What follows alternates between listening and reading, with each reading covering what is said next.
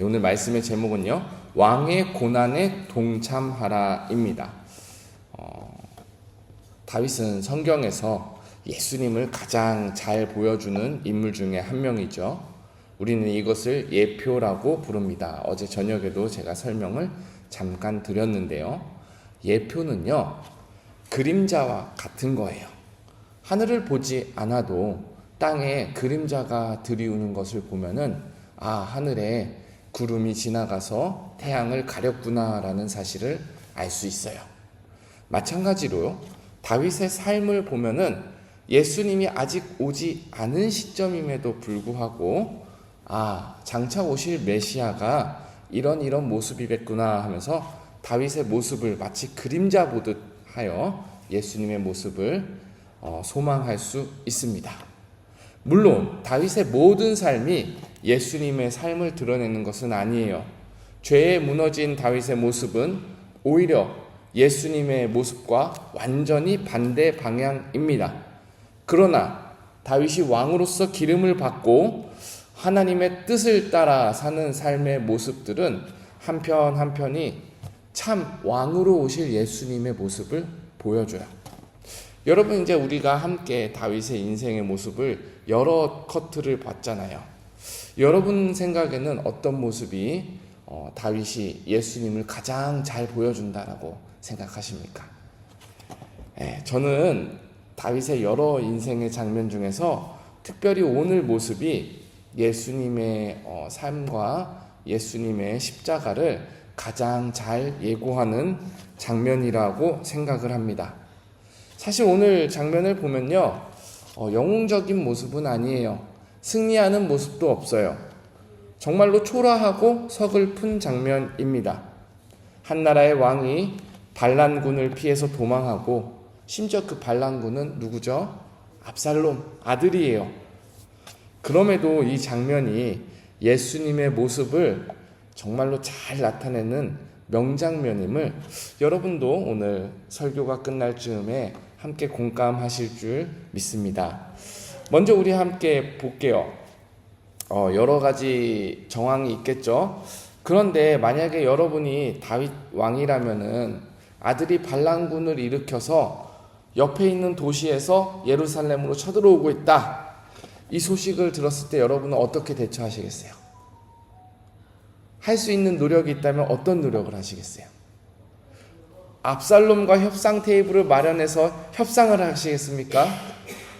아니면은 맞서서 군대를 세워가지고 압살롬과 싸우겠습니까? 그것도 아니라면은 압살롬과 대항할 수 있는 정치적인 세력을 규합하시겠습니까? 사실 할 수 있으면 모든 것을 다 해야죠.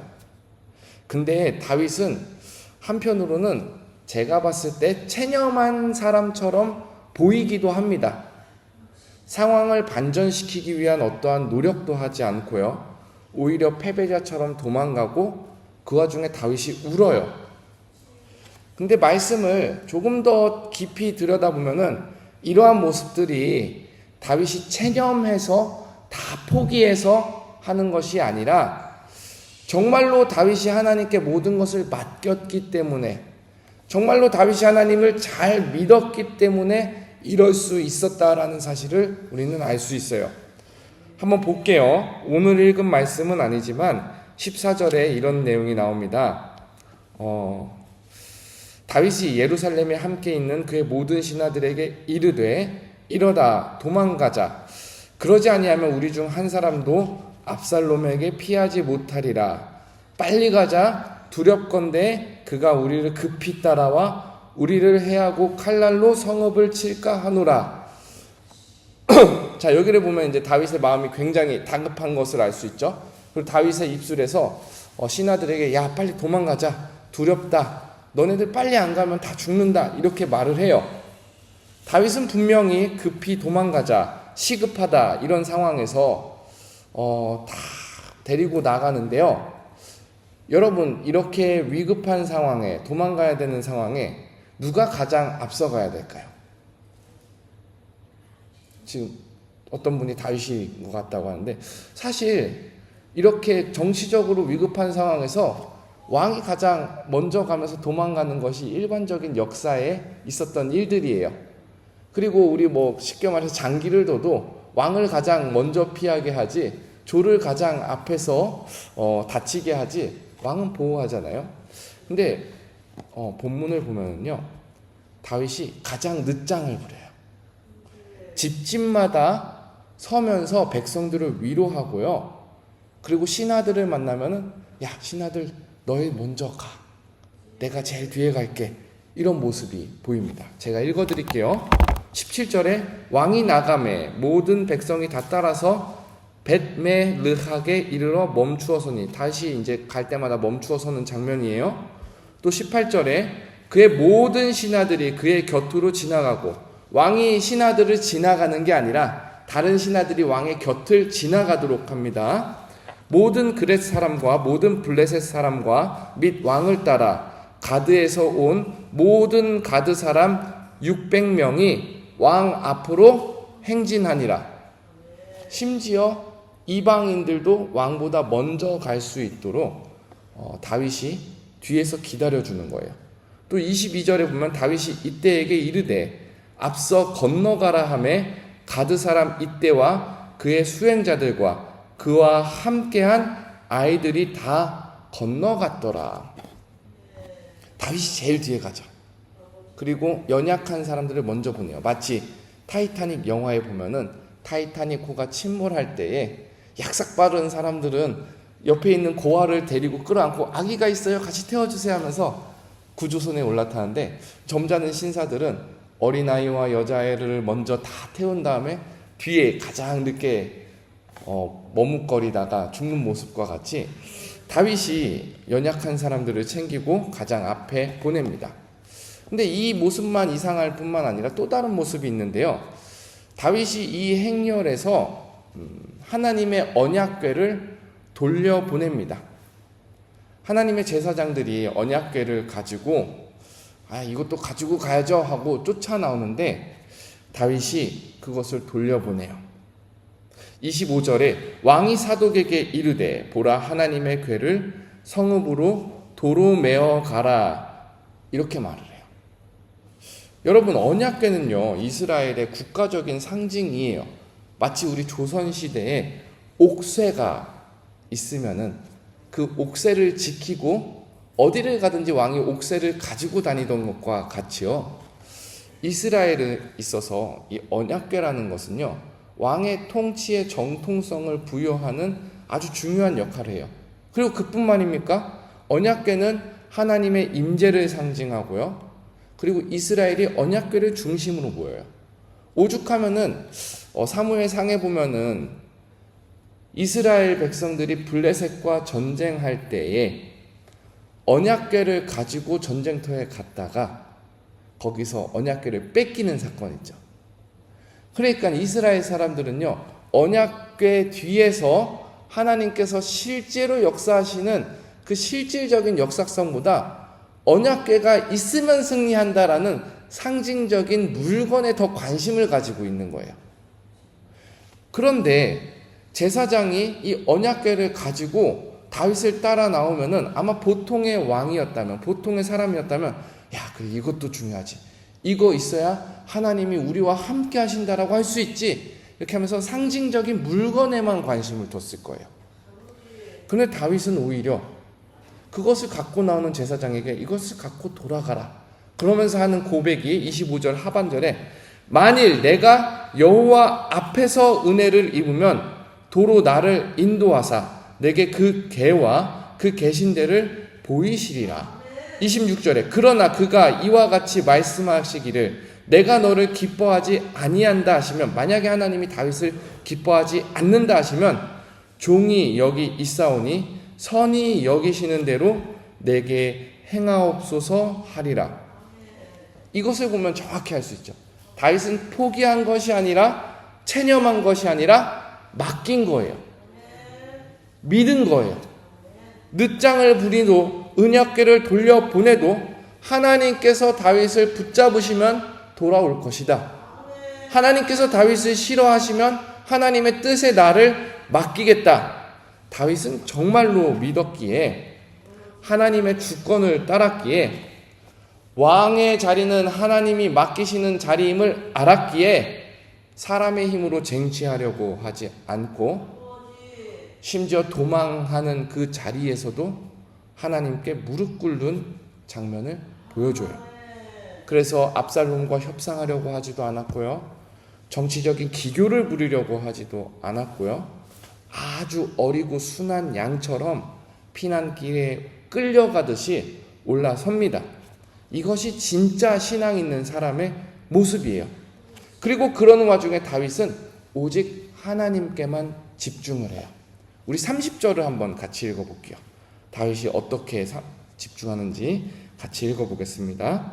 시작. 다윗이 감난산 길로 올라갈 때에 그의 머리를 그가 가리고 맨발로 울며 가고, 그와 함께 가는 모든 백성들도 각각 자기의 머리를 가리고 울며 올라가니라.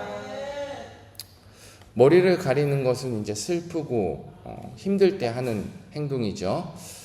다윗이 단순히 왕의 자리를 빼앗겨서 슬프다라는 것이 아니라, 이 모든 일이 선지자의 예언에 따라서 다윗이 밧세바 사건을 일으킨 이후에 일어난 일이다라는 사실을 깨닫고, 다윗이 다시 한번 자신의 죄를 되돌아보며 하나님 앞에 죄로 물든 세상을 보며 슬퍼하는 장면입니다. 또 맨발로 가죠. 신발을 벗고 가는 거예요. 어디를요? 감람산을 맨발로 건너가는 거예요. 신발을 벗는다라는 의미는 낮아지고 권위를 내려놓고 복종한다라는 의미예요. 모세도 신발을 벗고 하나님 앞에 섰습니다. 다윗도 맨발로 감난산을 건너가면서 이제는 하나님께만 순종하고 하나님께만 엎드리겠습니다 라는 이러한 모습을 보여줘요. 여러분, 근데 이 다윗의 모습이 예수님의 모습을 보여주지 않습니까? 감람산에서 땀이 핏방울이 되도록 기도하신 예수님이 다윗이 지금 감람산에서 울고 있으면서 예수님을 보여주고 있어요.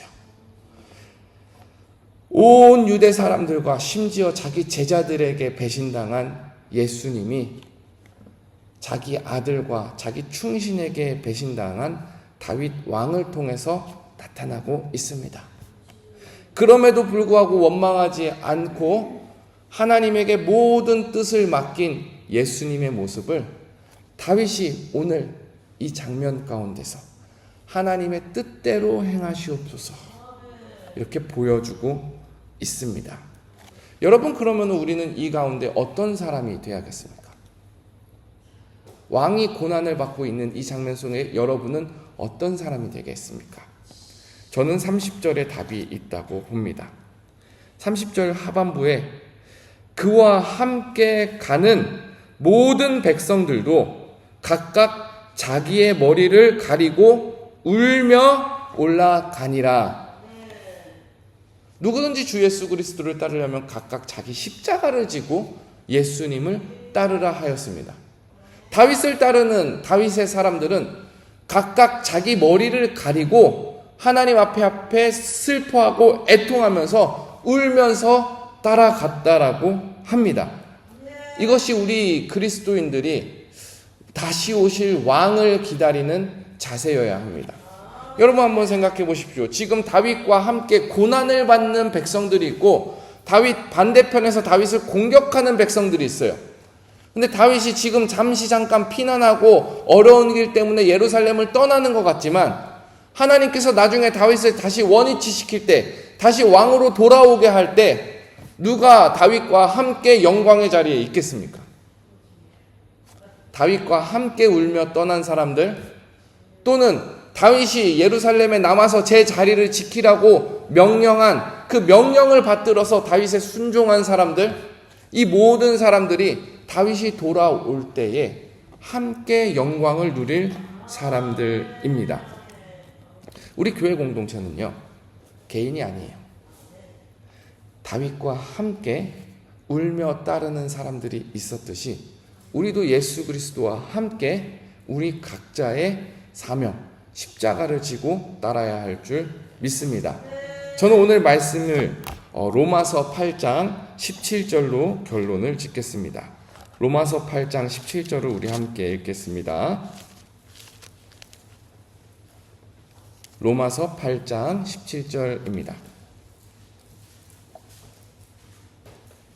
앞에도 나와 있으니까 참고해 주시고요. 우리 함께 읽겠습니다. 시작. 자녀이면 또한 상속자 곧 하나님의 상속자요 그리스도와 함께한 상속자니 우리가 그와 함께 영광을 받기 위하여 고난도 함께 받아야 할 것이니라. 아멘.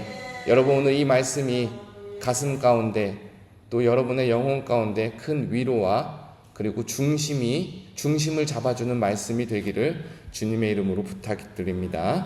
우리 함께 기도하겠습니다.